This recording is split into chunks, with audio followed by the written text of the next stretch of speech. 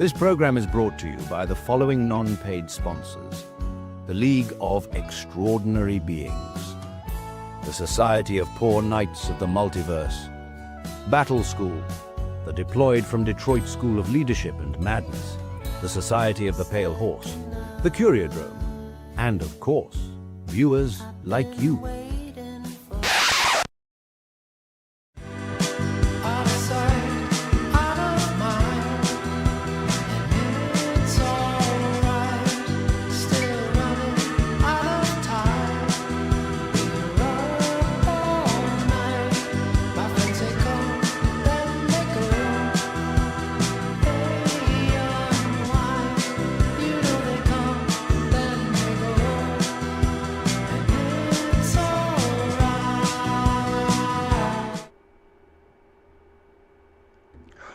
Well, how do, everybody? Let me turn my lights on. I can't see me, which means you can't see me. Hypothetically speaking. Ooh. How is everybody tonight? Can everybody hear me? Did I turn my audio on? Sometimes I don't. And sometimes it's just me miming for an hour. And then I go, oh, fuck! And then it cuts. There's a few shows like that I have. Hi, gang. I'm Jenny Durden. And this is, Who is Jenny Durden? Because why not call it that? But what we're doing right now in this little bit is an introductory course to leadership. Sure, that doesn't make sense. Jenny, why would you be teaching this? Well, I've been teaching it for like 25 years. The fact that I do all this other shit is sort of like, what's the word? Inconsequential? Is it consequential to it? Anyway. Yeah. Not just a drag queen. I'm an old sergeant. And, I was a way better sergeant than a drag queen. I'm very uncoordinated with certain dances. I can't do that death drop anymore. My bow, I have old injuries where it'll take 8-9 of us to get me off the ground. I'm 6 foot even. It is. Okay. Anyway. So, last week we discussed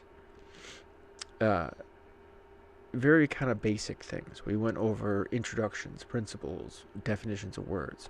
What is leadership? Leadership is the process of providing purpose, motivation, and direction. That's not hard. Again, like I said last time, you can probably skip the rest of this as long as you remember those three. And you dedicate some time to understanding how to deliver those three things. In addition to that, we discussed the 11 principles of leadership. And that gave us some more opportunity to discuss some of these ideas in depth a little bit more.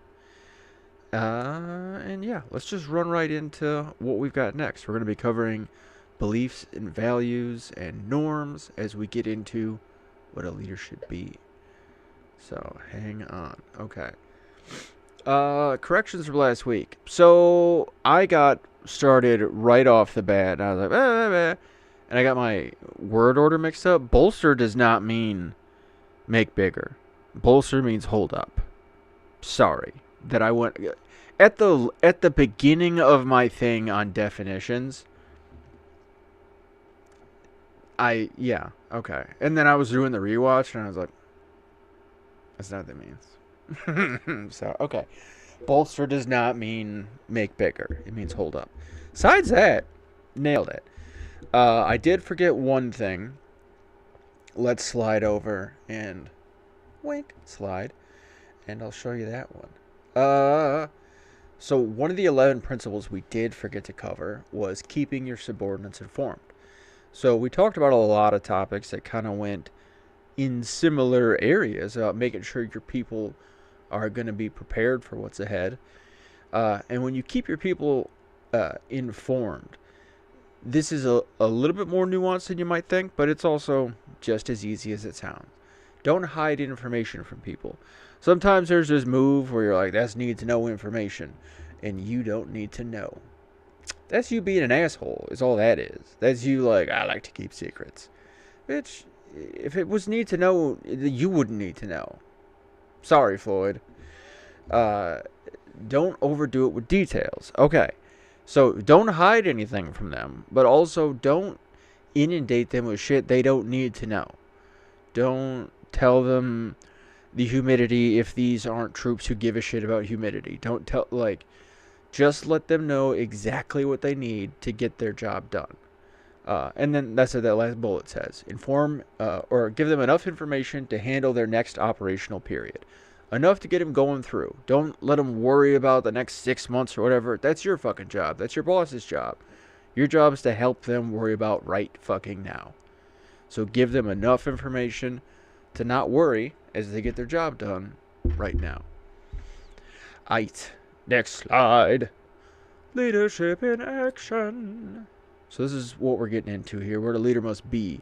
In this book, in particular, the 22-100, it focuses and divides itself up into sections of what a leader should be, know, and do. So in this first section here, we're going to be talking about characteristics a leader has that you should want to embody. So what you want to be. Beliefs, values, and norms. Understanding these factors will help you develop as a moral and ethical leader. Moral as in having the ability to... Now I'm trying to articulate moral versus ethical, because ethical is more in line with sort of like a cold and clinical on paper idea. If we look at ethics, ethics is always, not always, but is often going to be leading into this more sort of analytical, was this right or wrong in a pragmatic sense, whereas the moral sense is the more emotional sense. Things are morally important or morally important is a good enough word, but things have a moral ting to them when it's more of a heartstring thing. It's more of a the animal in you wants it rather than the thinker. And so allowing you to understand and communicate these more effectively is going to, 1, allow you to understand what kind of thoughts you're having, 2, allow you to understand what kind of thoughts your people are having, but also allow you to communicate those with one another. A lot of times all this invisible horseshit we've been raised with, all these religious concepts of...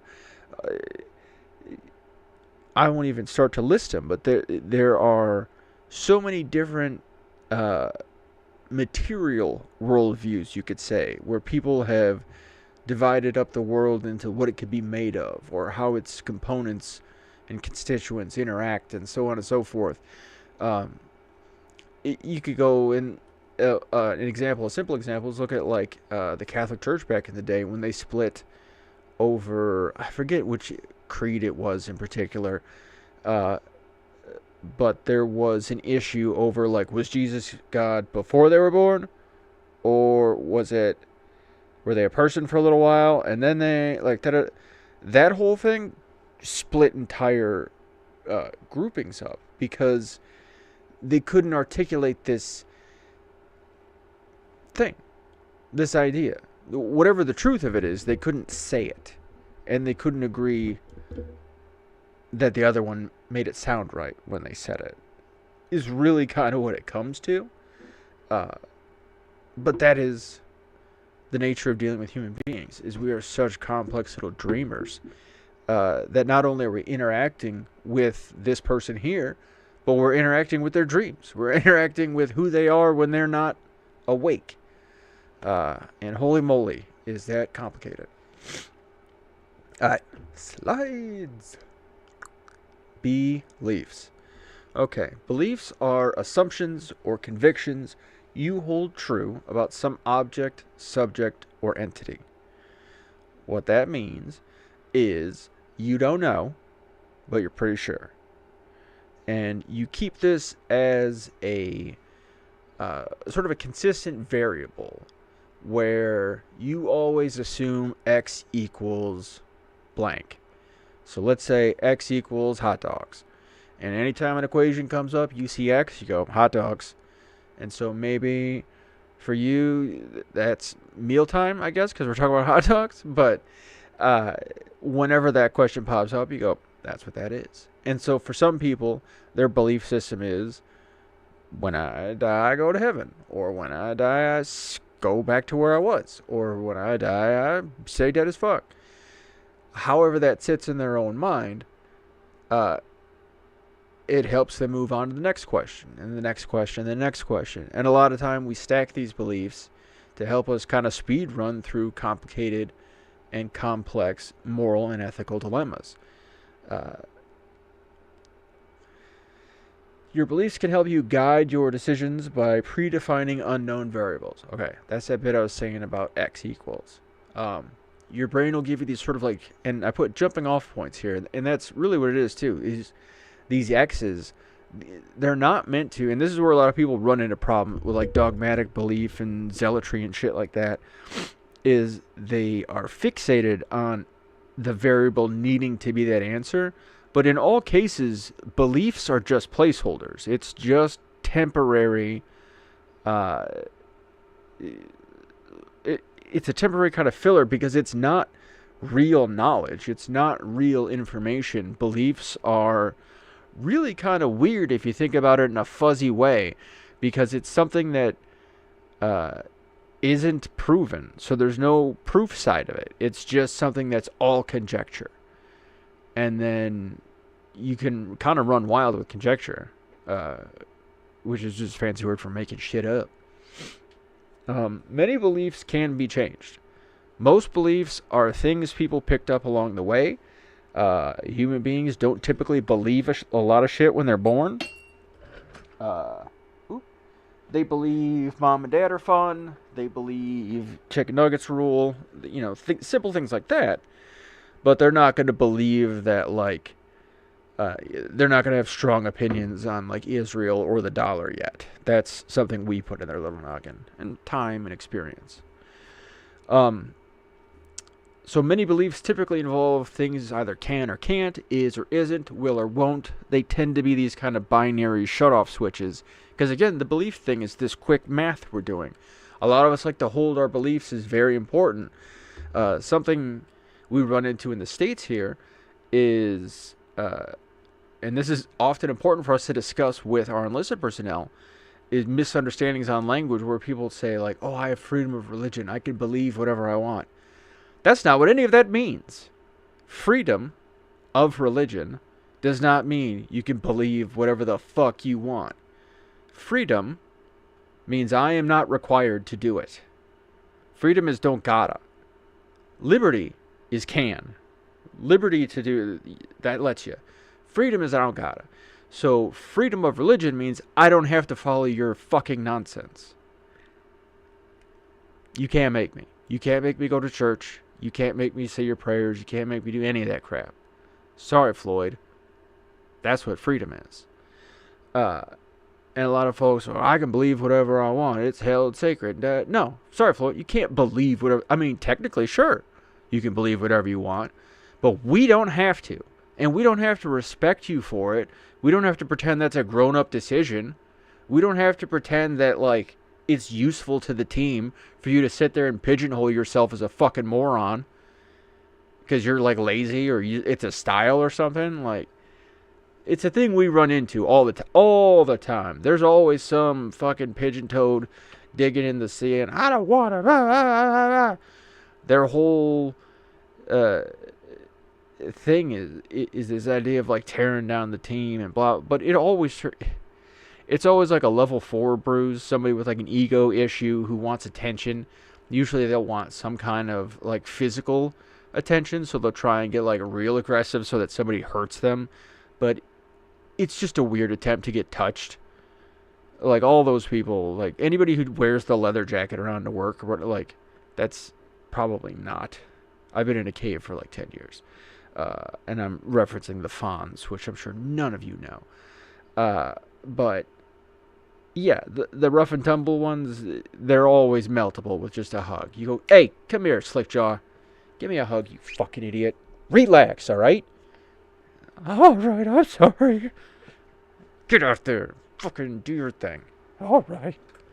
And they go. I guarantee. I wish people surprised me.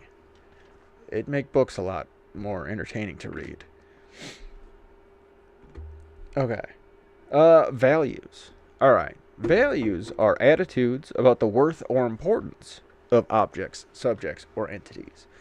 So where a belief is, you think X equals this. A belief is just a straight up, you think that is this. The suchness of this thing is that. Where the value is, you're like, and I like it. Or, and I don't. So you, whatever your belief is, you add a value statement to it, of either plus or minus. You're into it or you're not. Now, that being said, what we sort of put into category then of values, of things to value as an individual, these become individual behavioral traits that we find worthwhile? Worthful? Is worthful a word? My brain is completely slipping on that one for some reason. But it's worth the money. There we go. How about that? These basic values are, at a minimum, these four, and some more that we discuss, they'll get you started. If you keep these in mind, they'll help you. Because here's the other part I kind of skipped. Values influence behavior by causing you to decide between two alternatives. And so, because you like a thing more or not, you believe things, yes or true, what's going to happen then is you're going to speed through your list, and values help you triage a thing. This is more important than that. We take care of it first. There we go. And so, these four down here, courage, candor, competence, and commitment, which we're going to talk about a lot here in a minute. These are four just basic values to uphold, as in things we like to see in you.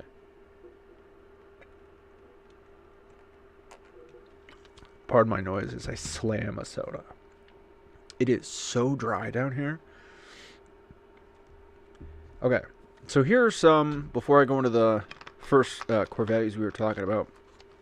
These are just the ones I was raised on as an individual, as your instructor. So the United States Air Force, we had integrity first, service before self, and excellence in all we do. And then in the Civil Air Patrol, we had integrity, volunteer service, excellence, and then they added respect at some point in the 2000s. I don't know why they necessarily failed to do that, because I would assume integrity and excellence would have respect in it.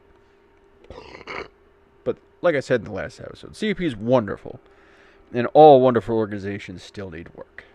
So, what are you gonna do? I'm gonna adjust my mic real quick because it looks like it's getting a little fuzzy. Okay, if this was a good call, let me know in the comments. If not, don't. I don't know. Whatever. But okay, integrity, volunteer service, excellence, and respect. Integrity. And I'm almost certain I cover this in more detail as we go through, but integrity is the ability to maintain structure. If you talk about the integrity of a beam, that's the ability for it to stay beam-shaped under stress. Okay. Service before self, that's the idea of getting the job done before you worry about yourself. Excellence in all we do. Do it right every time. Make it shine whenever you can. Those are pretty nice values to have. Bam. Alright, so I'll just skip ahead here to the important stuff. So let's do courage. Courage, we have two kinds. You're going to have physical and moral courage. What? Sure. What does that mean? Now, I think this distinction is not all the way necessary from like a very sort of pulled back theory kind of point of view. But for someone at street level, this does kind of make sense.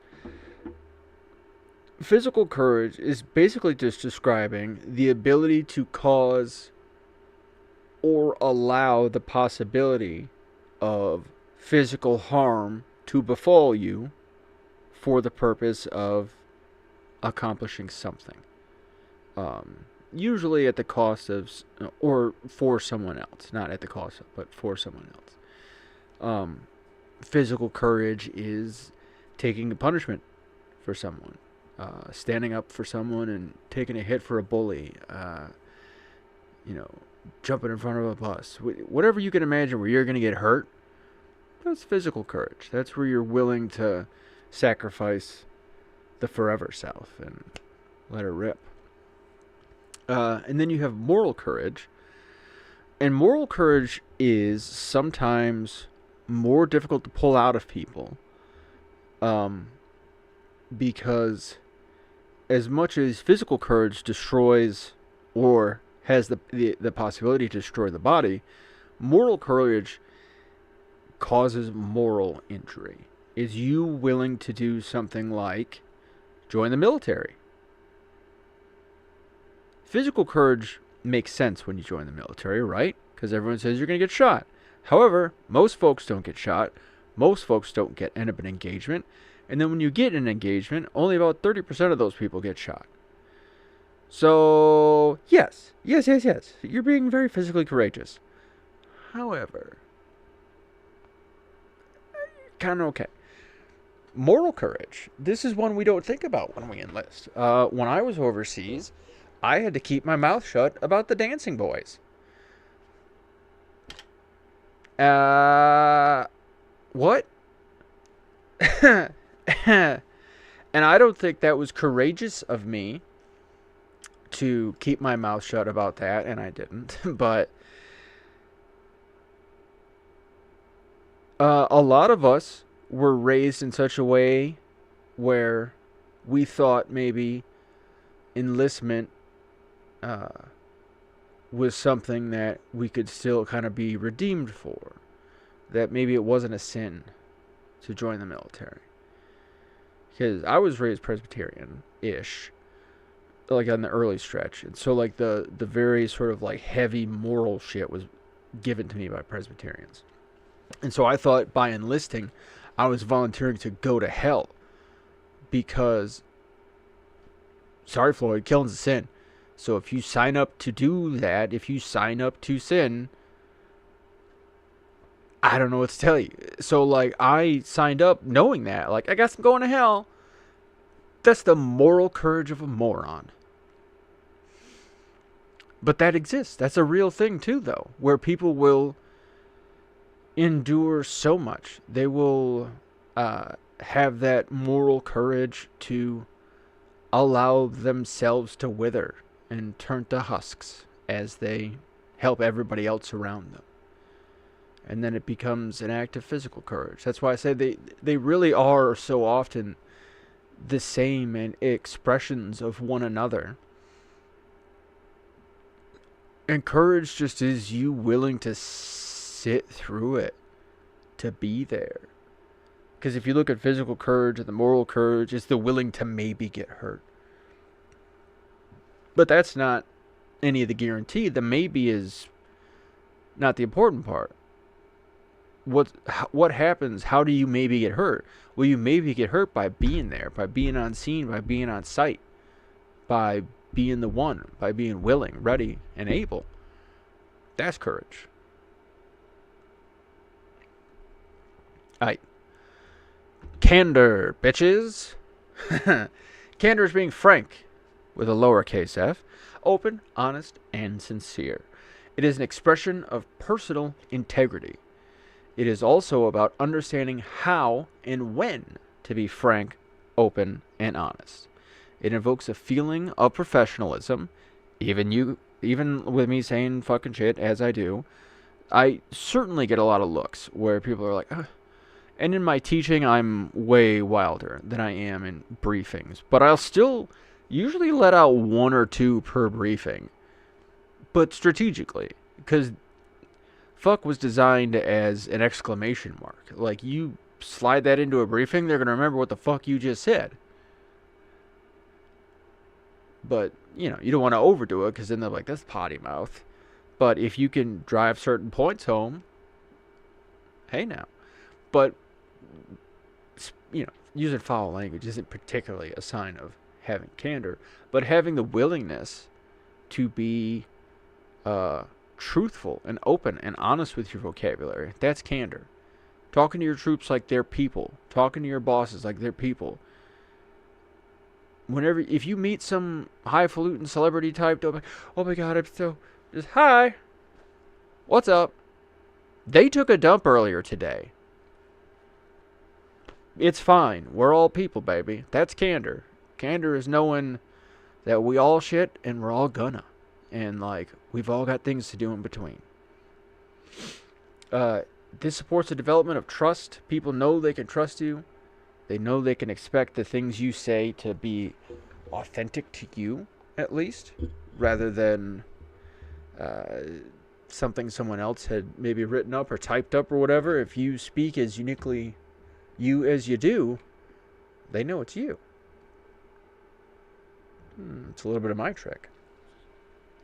It is the willingness to be a fool for the sake of wisdom.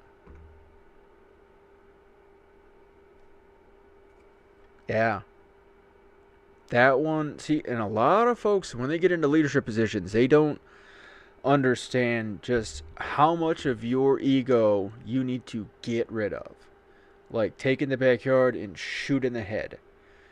Because you become a clown. You become mom and dad. You become the butt wiper. You become the one who's mopping up puke and writing letters to angry girlfriends. And you will always be a little bit surprised by the things you do as a leader when you engage in deep, meaningful leadership. Because you end up being mom, dad, and uncle, and aunt, and brother, sister to a lot of people. And filling in, and it really is great. But man, oh man, can it be taxing. But, so in this candor side, it's willingness to be the fool for the sake of wisdom is the willingness to have a playfulness with your delivery. Have a willingness to be silly, to allow for unease in speech so that people who aren't as confident with it feel confident in participating and joining in.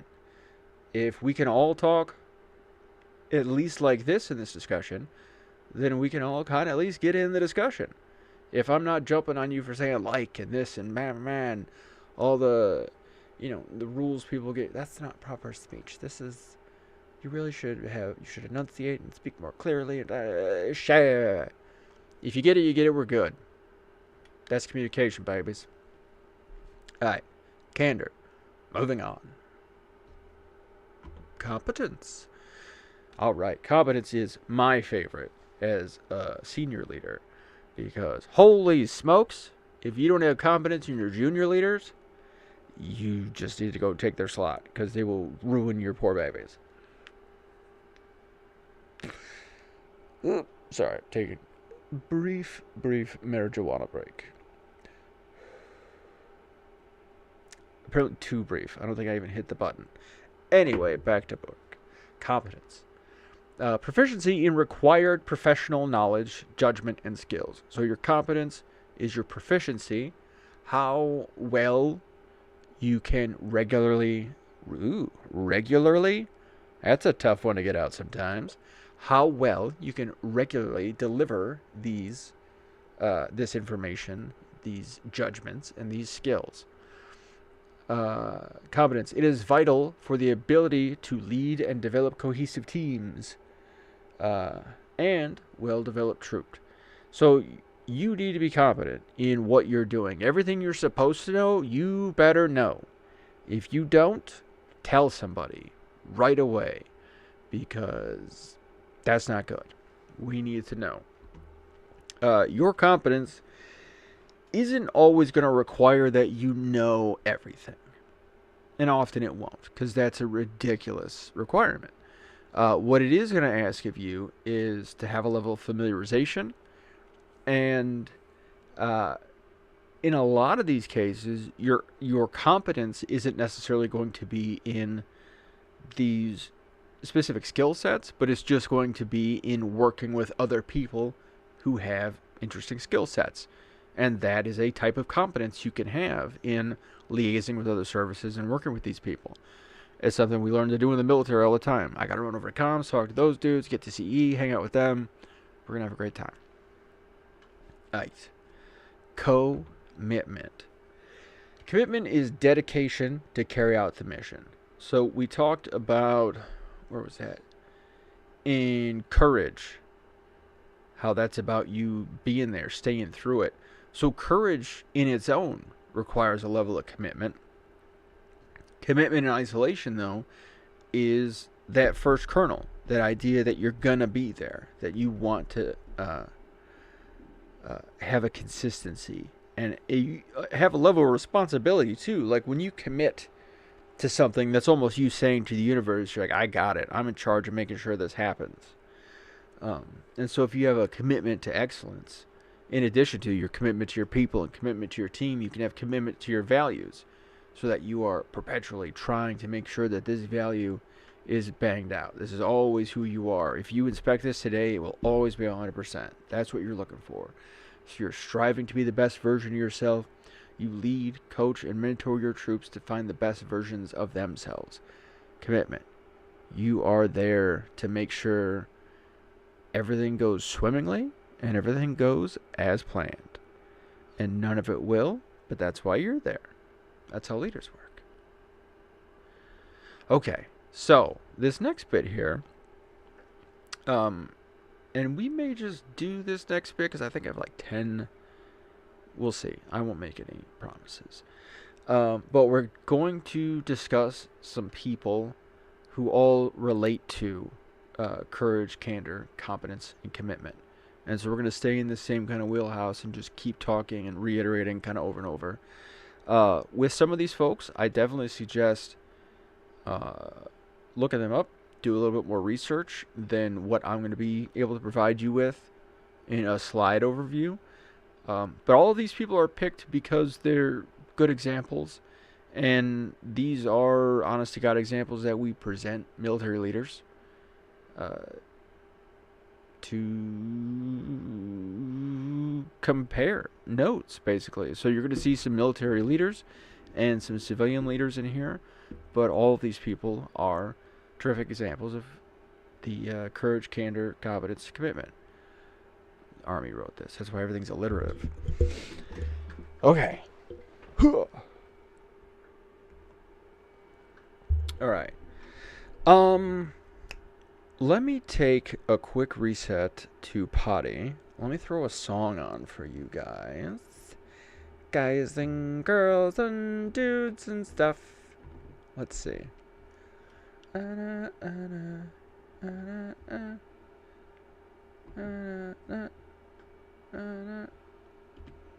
That's not the song I meant to play. You know who I love, and I play them all the time on all my shows. I talked about it last time. Is Twin out of Detroit, Michigan. Holy moly, do I love their stuff. What do I want to play by them right now? Let's do.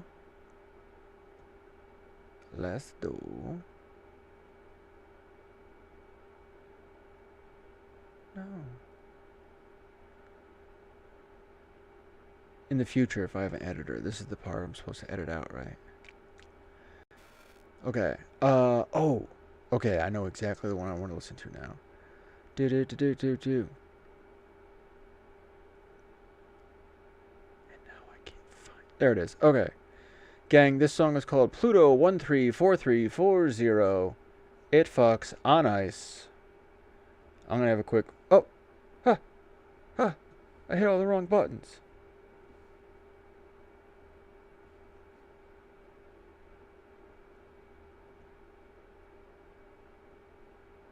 Holy shit. Okay.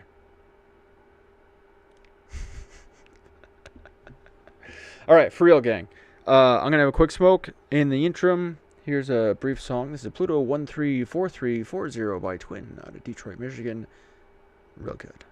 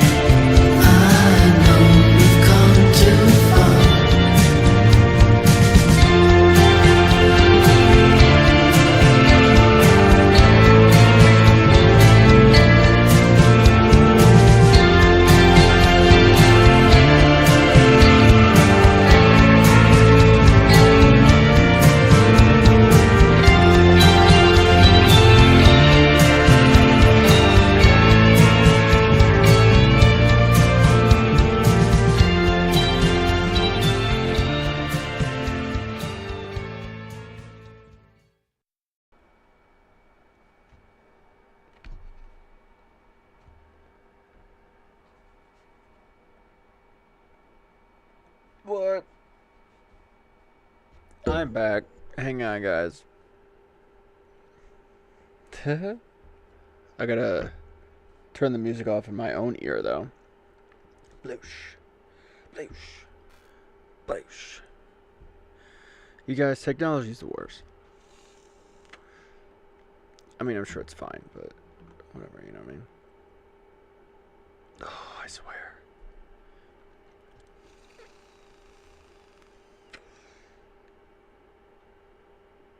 Just like a real college course, the instructor dipped out halfway through to smoke a bowl.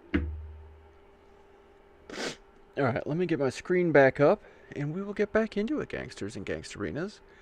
Da-la-dee-doo-doo. Here we go. Yeah. Oh, sweet, merciless Christ. Princess, Could you hush your tiny butt? Thank you, lady. She's the loudest one, and she's like, that big? Aight. Let us power some points. If I get this fucking thing to full screen itself. You guys are so lucky you're not seeing this other monitor. It's chaos. It's not that bad. It's just Google Slides is like real slow lately. And I don't know what the hell that's about. If you try to click anything in it, it's like, I mean, we could view, but there we go. Okay. Shaboom. Shaboom. Shaboom. Shaboom. Shaboom. Okay, back to it. Back to this high flute professional class. Also, here, let me make a quick point, too. Have any of you guys read the book Harrison Bergeron? So, it's an excellent book by Kurt Vonnegut Jr. Kurt Vonnegut Sr. wasn't a writer. And in Harrison Bergeron, there's this very dumb law that gets passed where everyone has to cripple themselves in a certain way. If you're too pretty, you need to do something look ugly. If you're too smart, you gotta dumb yourself down, etc., etc., etc. The intent of that book is definitely not that I walk away trying to hobble myself. But I was reading that book as I was getting ready to do this class. And I definitely had the thought that I kind of want to teach it a little bit like an asshole.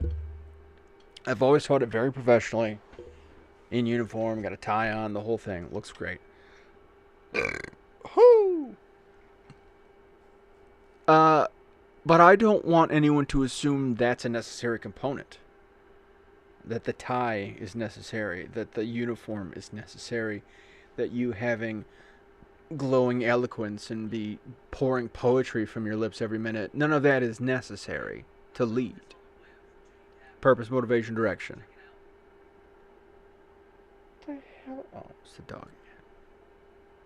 If I can find her, I'll bring her up here and show her off. She's crazy looking. I can fit her. Like, it's wild. Anyway, to the point, gang. Oh, yeah. And so, like, why I'm teaching this class a bit stoned, why I'm teaching it at the end of the week. I've had such a long day. Not me, really. It's been a long weekend for the household, and I was here for that. Basically is how that went. It was a great time. It was as exhausting as it could be for, like, Aunt Jenny to hang out in the background. I definitely had a really good time. I definitely cried 2-3 times at the big pile of all the shoes by my front door. There was a lot of years that was never going to be a thing for me. I would have never imagined tripping over all them shoes of all those different sizes in front of my front door. And I was really happy that I got to today. It was a very specific thing that got me teary-eyed was seeing everybody's shoes by the front door. Anyway, I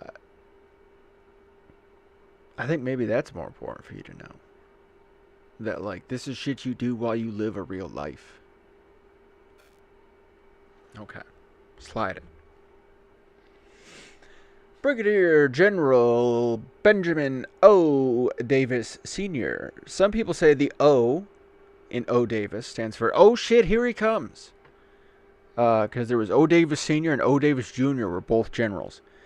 And, whew, rough fellers to work for. But if you looked at their history, you would see why.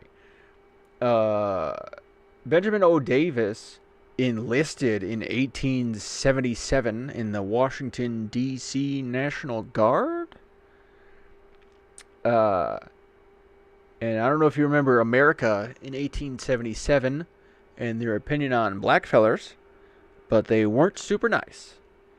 He says, if I was going to be an officer in the United States Army, I was going to have to walk there barefoot. Commonly attributed statement to him. He knew that if he was going to join the army, he was going to have to fight his way in the goddamn army. And he also realized once he was in the army, he was going to fight not just his enemies, but he was going to fight fucking everyone. Just to get recognized for doing the work he was doing. This fella, he ended up being the commanding officer, commanding general of the 2nd Cavalry Division. Pretty big deal. He was forced to retire, I think in 1944, somewhere in there. He aged out. Like, they let him serve past the age out. But, yeah, after a stretch, they're like, Jesus, fella, man, like, you're older than the hills. We gotta let you go. Congressionally speaking, the law won't let us keep you. Candor. He refused to pretend discrimination wasn't real. Even back then, in 1877, there'd be some dude being like, we don't have any problem with boop. And you're like, okay, well, clearly there's still some things we have to work out, huh? He spoke very openly about the systemic racism inside the U.S. Army.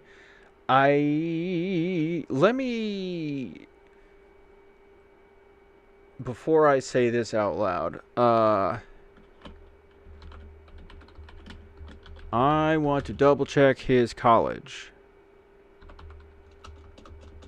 Because I think he went to West Point.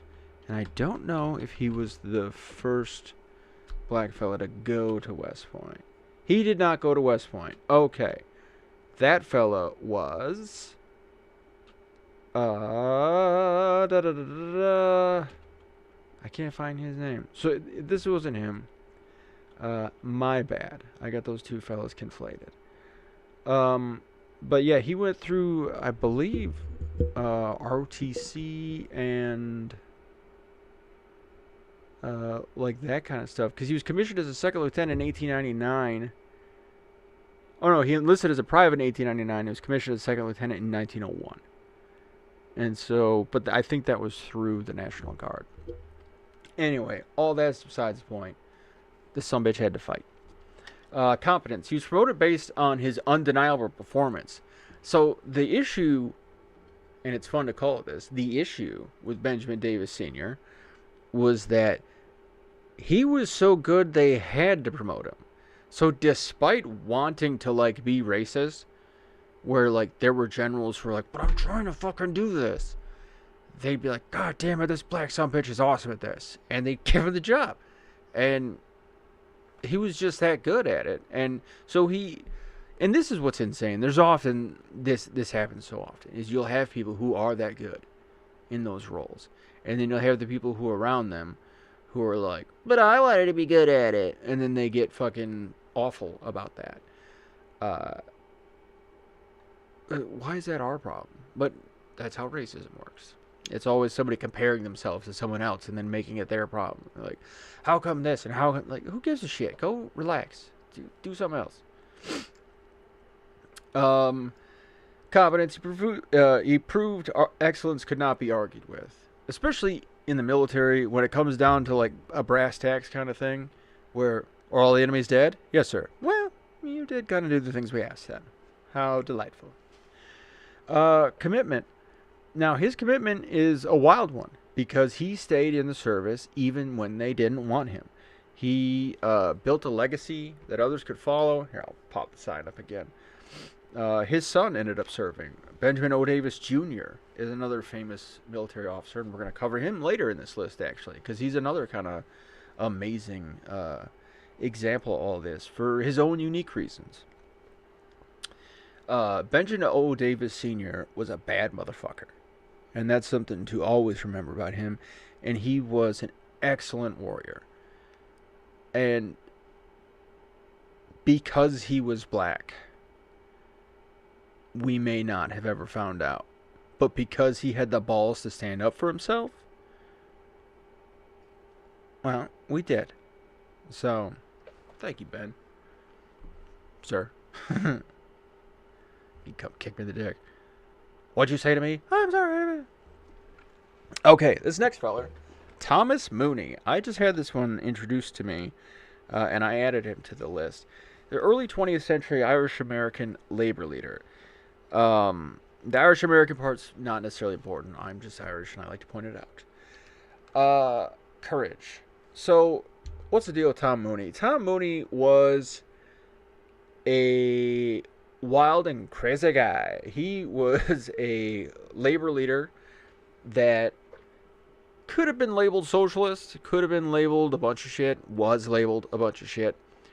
And because he was so instrumental in getting people revved up to join unions, there was a bombing at a parade where they were trying to recruit soldiers for World War I, and they blamed Tom and a couple other people, I believe, as well. And so Tom spent like 20 years in prison. He didn't do it, by the way. He didn't plan it. He didn't know the people involved. He's just a guy who thought people should get paid, you know, enough. And so they pinned an act of terrorism on him and put him in prison. Eventually, after World War II, he was released. But I think it was... I had the years. It was like 1937 or something like that. I should have had my notes saved. I was reviewing all this stuff earlier. And you'd think I'd remember a little bit more. But I guess that is the pot smoking getting in the way. Tommy Mooney. So, the bombings themselves happened in 1916. And Tom Mooney was arrested by 1918. At a minimum, he was changed to life in prison after. So he was going to be executed because America. These motherfuckers can't have unions. Is that communism? I'm not sure. Which one's socially? It's an ism. I don't like isms. Isms is ain't ums. Tell you what. 1918. He was in San Quentin. That sucks. 1931. Mooney filed a writ of habeas corpus in 1937.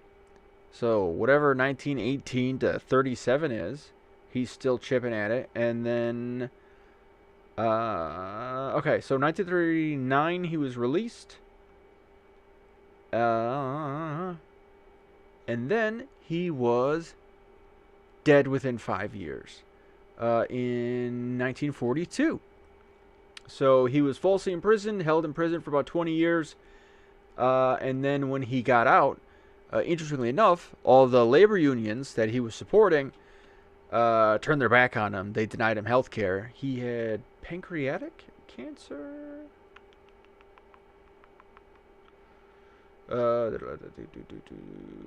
He had something awful happening to his body, and he died. And so he fought for these people, tooth and nail. He was a feisty Irish feller.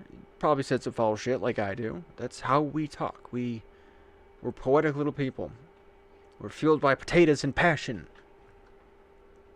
So, that's the kind of shit Tom was facing when he had to deal with his courage, and he had his candor, and it showed his competence and his commitment. So on his courage and his release, he said, "This is a far cry from the night when the jury filed to indicting." What? Jesus Christ, I can't read that. I'm so sorry, gang. Can you read that? Is it that bad for everyone?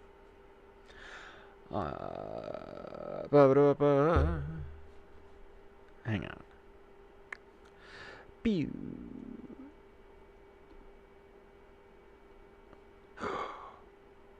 Oh no.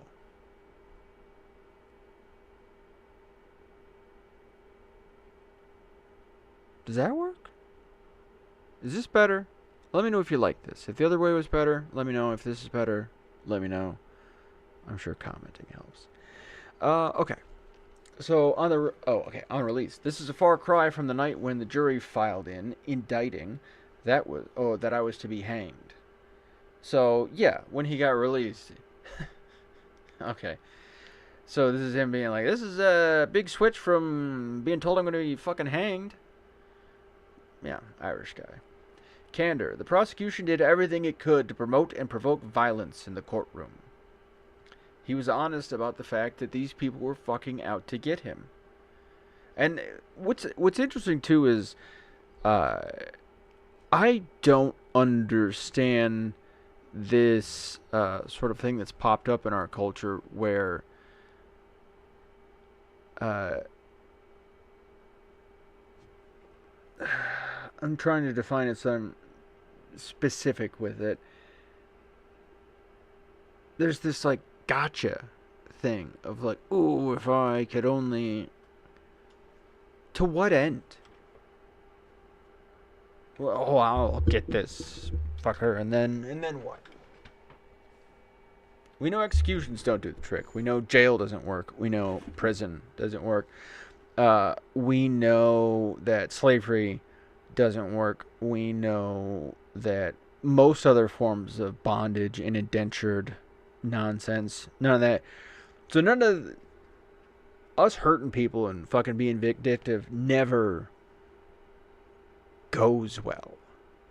But there is, it's this very sort of like ego-driven lean, this desire or demand to answer a slight of some sort. But there was that with, and there is a lot of that with people talking about unions. Because there is this assumption among some of these folks on the anti-union side that the people who would join a union aren't good people because they work in Dalit positions. They're somehow unfucking touchable. Or I've heard it before too. You'll hear some like slick-jawed fucking idiot out of Texas like, I ain't gonna have to sit with these fellers. Hey, I'm a higher class person than it. No, you ain't. You melt at the same temperature, motherfucker. Each of us is the same. I'm sorry.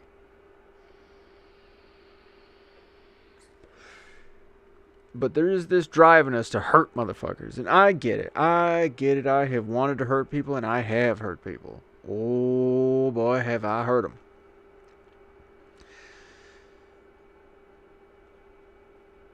And in those moments, too, when you really fucking hurt somebody, those become very transcendent moments. Because you have no other option but to realize the sort of interconnectedness of all things, because it will hurt you too. Yeah, you think mushrooms are fucked up? Try hurting the wrong person. Alright, back to being fun. No, yeah, I switched the things. We're not doing the crazy reader glass. Candor competence. After the pardon, he pledged the rest of his life. Like we said, it was just 5 years. He was sick as a dog after he got out of prison. He didn't have any money. He was just shit out of luck. But he spent the rest of his time trying to build a peaceful and better new social order. Basically, he went right back to work. He went right back to doing what we did before. And that was his competence, was organizing people, getting them out there and getting them back on track to try and get the union movement going again. That was his core competence, and he just stayed with it. The commitment is great, too. He was not only committed to the cause, but he was committed to the people who were committed to the cause. He says, I'm not unmindful of the fact that this case is not merely one of an individual charged with a crime. There were more than one individual. There were a few other people that he had to help fight for to help get them out of jail. But this was also a targeted show of force against the workers. And he knew he had to stick it out. He had to stay on that hill and die on that hill. If that hill was something that was important to him. And it was. And he did. So, hoorah, Tommy. Gerald George S. Patton. Yeah. Everybody's heard of this feller. George ruled. George was insane. He was fully crazy. In the sweetest way possible. He wasn't like any kind of problematically crazy where you're like, oh, Jesus, George is over there in the trees again talking to the squirrels. George was passionate historian, and he believed in reincarnation. He believed in the transcendence of the warrior. He believed that all warriors, like, to engage in combat is to engage in combat. There is one ghost that is combat that you engage with. Like, he was fucking wild. And man, oh man, did that make him an interesting leader. It didn't necessarily make him a good leader. That he was a good leader, and that isn't necessarily him being weird is what did it. But him being interesting and being weird and staying true to that while staying true to the mission, that made him the good leader. He was a crazy motherfucker. And if he's in charge, that's as crazy as everyone else can be. That's how my company functions. So let's slide up again. I have to switch on here. So courage. Courage is fear holding on a minute longer. That is an excellent line on courage. Courage is fear holding on a minute longer. It's not that you're not afraid, it's that you have other shit to do. Candor. Say what you mean and mean what you say. Simple as can be. Don't be duplicitous. Don't be sneaking around. Don't say things you think people want to hear. It's such a practiced move so many people get used to. And you really have to break yourself free of it and get used to catching shitty looks and weird faces. And it is what it is. But say what you mean and mean what you say. Competence. This one's terrific. A good solution applied with vigor now is better than a perfect solution applied 10 minutes later. That's very, very true. Competence is about timely decision making. And so it's not just about knowing how to do the thing, it's knowing when to do the thing, knowing when to apply that right move. And a good solution now versus a better solution later basically means like something now, some kind of action that's going to be sufficient to taking care of the problem is better than you milling about for 10, 15, 20 minutes a day and a half a year trying to perfect whatever your dream of it is. Like, hey, don't worry about that. Another version of this I heard is that you don't have to be, how'd they say it? You don't have to be ready. You just have to be ready enough. I think that's, yeah. I like that. Because, yeah, if you're like, oh, I'm not ready. Okay, then don't be. Are you ready enough? That's what you need, is just get yourself out the door. And commitment. So, this is fun. He had a commitment to self, commitment to his people, a commitment to message, and Patton was one of these generals who was known for cussing.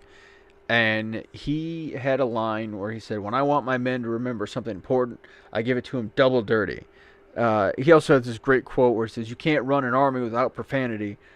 And then on, I think it cuts off on my page here, but I think the end of that line too is like, an army without profanity couldn't fight its way out of a piss-soaked bag.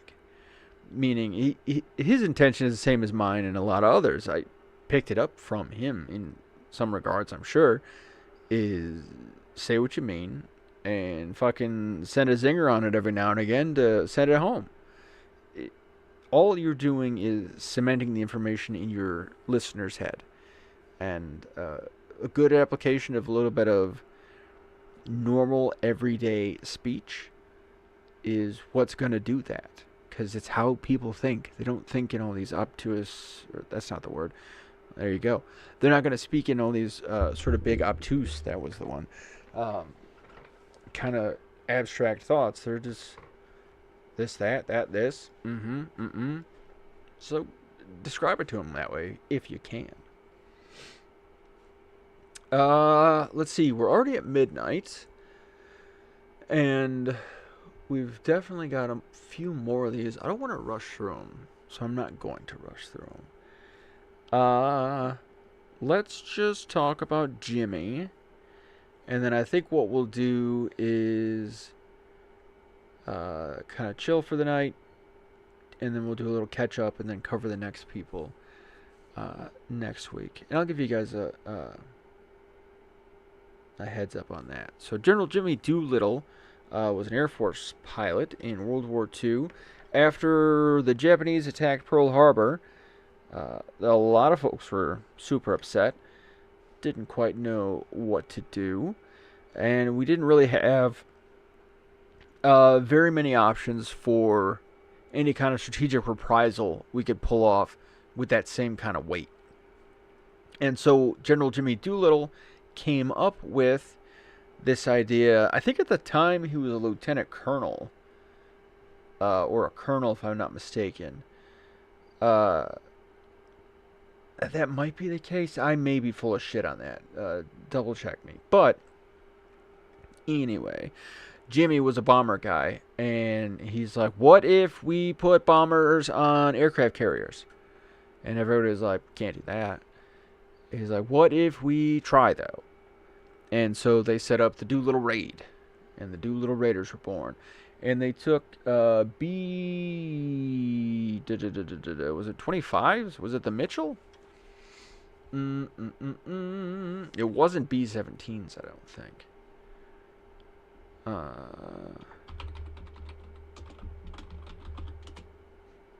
It was B-25 Mitchell, which is a little bit smaller bomber. It's still a twin engine kind of thing. Here, can you see these? This is in fact the USS Hornet. This is in fact the Doolittle Raiders. So they took these big old fucking bombers. They took all the guns out. They took out anything that weighed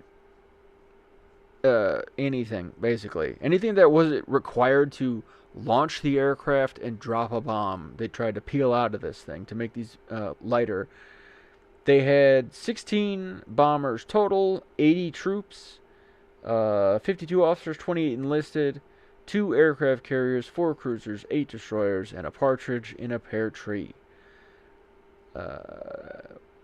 Of the 16 B-25 Mitchell bombers, 15 were destroyed, 1 was interred in the Soviet Union. So all 16 were lost. Of the 80 airmen, 3 were killed, 8 were captured.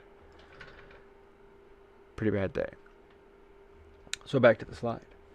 So this was Jim's idea. He's like, hey, what if we did this? So he was given the Medal of Honor for this. He led the raid with the apparent certainty of being forced to land in enemy territory or perish at sea. All 16 bombers, he was on one of them, landed in either China, Japan, the ocean, Russia, not on an American boat. Candor. There was nothing stronger than the heart of a volunteer. So what was awesome about Jim is that he was a regular dude. Early aviators were a lot of cowboy types. They're not like in German and European aviation with the Red Baron and all those guys, where aviation was something sort of held hostage by the elites and the nobility classes. On the American side in that era, aviation was hillbillies and whoever the fuck could get a hold of it.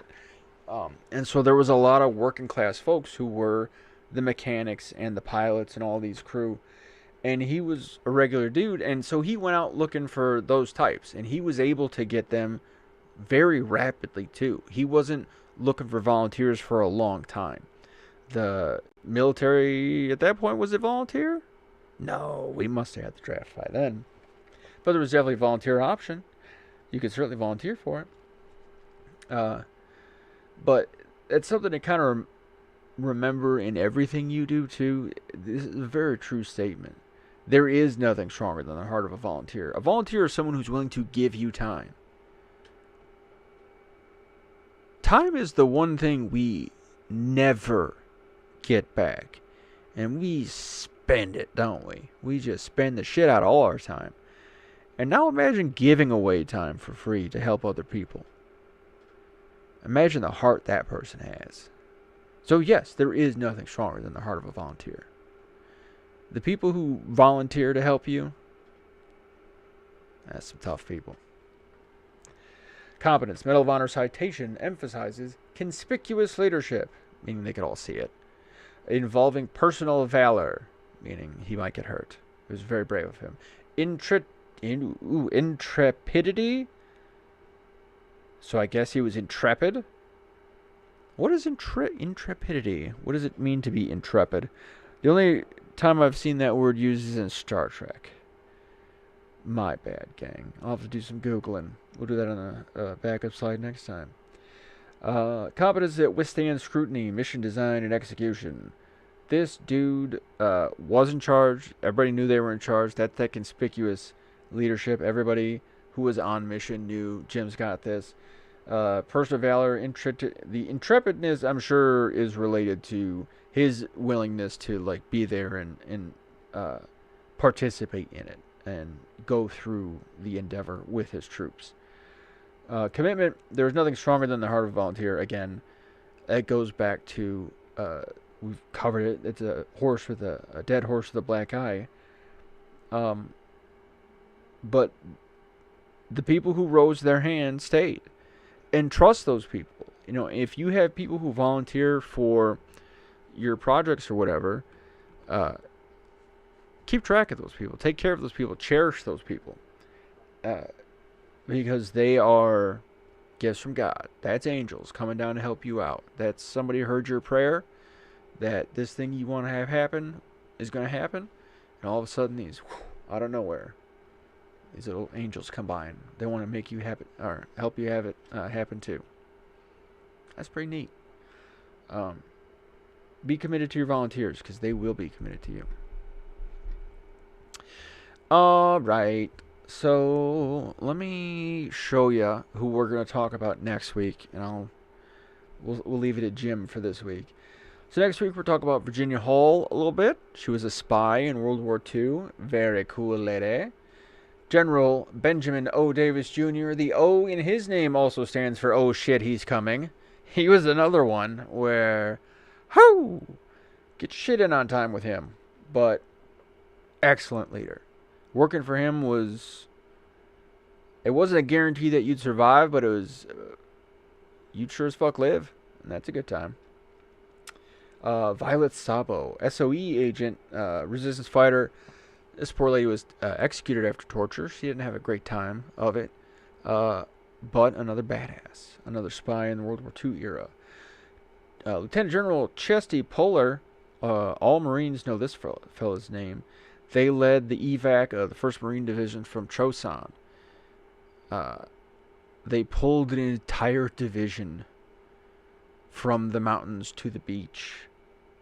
They were surrounded like 10 to 1, 100 to 1, some fucking ridiculous numbers. I'll pull those out before next week too to make sure I have my notes right. But Chosin's wild. And this is the goofy sumbitch who led them through it. And he's a legend for lots of reasons. John Lewis, United States Congressman. When he was a wee young fella, he was working with Martin Luther King, and he was very big in the Selma March, a lot of that early organization, and then he was excellent as an elected official in trying to hold the nation accountable after it said, okay, we'll pass these laws, we'll get these civil rights acts passed. And then when he got in Congress, he held people fucking accountable. And he never pretended it was over, like, oh, everything's fine now. He never pretended it was all awful. He never, he was an honest, sincere, deeply passionate, deeply intelligent individual who just spent a lifetime on the grind. And it's unfortunate when he died. A lot of people were shit-talking him just for political reasons because they were told to. But you're going to kick yourself in the ass if you go read on him, because he is a real American hero. Claudette Colvin. This was the first to fight for their seat. Rosa Parks, awesome lady. She said, "Hey, fuck you, I ain't getting up." Claudette did it first. Unfortunately, the reason you didn't hear about Claudette is because she was 15 and pregnant. And America can only have one thing at a time, I guess, or whatever. We can only, like, really? So because she was a pregnant teen, now we can't. As someone from the future, I have trouble with this. And that's a shitty kind of place to be. And a lot of us have that as students of history, as you're hitting it with a modern lens, and you're like, why would anyone care? Well, because it means she's not married, it means this, and it means that, and their backwards version of Christianity is what was preventing them from moving the segregation laws forward, which is, it makes sense, I guess, but it's a crazy thing. Like, it is really them kind of like, ooh, but what if we got like a better one? Fuck you, man. Claudette was terrific. She had to fight a lot of her life. They shit on her for a long while. And she never fought to be like, hey, I was the first one. That wasn't her vibe. She just happened to be, it's just what it was. She's a good one too, so I'll have some good notes on her next time. Marsha P. Johnson, hoorah. If you know her, you know her. If you don't, you're gonna. Marsha P. Johnson threw the first brick at the Stonewall riots. That's what they're kind of most famous for. But in their own community, they're most famous for being a caretaker. Someone who took care of a lot of the folks who had AIDS at that time. Government knew what was happening. They decided to pretend it wasn't, literally just deny care, and then hope that all these people would catch AIDS and die, and a bunch of them did. And in that, Marsha P. and her buddies were helping those poor babies out. And that's how you end up with shit like Stonewall riots. It's how you end up with dudes in dresses, as you want to fucking call it, whipping a brick through your window. You kill my fucking friends, yeah. I may have to put a brick through something. Alright, so that's what we're going to talk about next week. This week we covered courage, the willingness to take on some harm, some damage, some kind of, it's not going to be fun, it's going to sting. Candor, really the willingness to be yourself. To be not necessarily confident, not necessarily comfortable, but be yourself. That side of candor, even if you're not confident, even if that's really gonna drive it home more.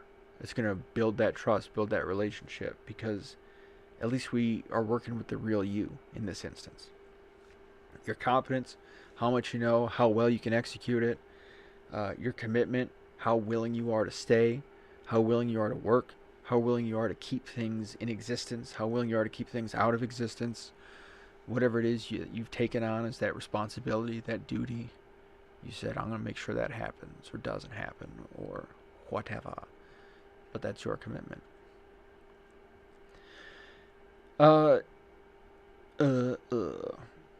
Usually this class is a lot easier when it's an actual class, when there's a bunch of people and we can talk and answer questions and have fun. I hope you're enjoying this. I hope you're getting enough out of this. If you have any questions, please leave a comment. Or if you'd rather have a private question, you can email my chief of staff at hand@legioextra.com. And they'll go over it. Not because I don't want to, but because I'm dyslexic as the day is long. And I will miss it. I miss emails all the time. And this is just a better way of doing it. Send to the chief. He'll make sure I see it. Any other closing remarks? I don't think so, gang. We're moving along pretty nicely. I'd anticipated kind of being done with all these names today. I'm glad we're not. It means we're taking our time with it. So, get some sleep. I'll see you next week.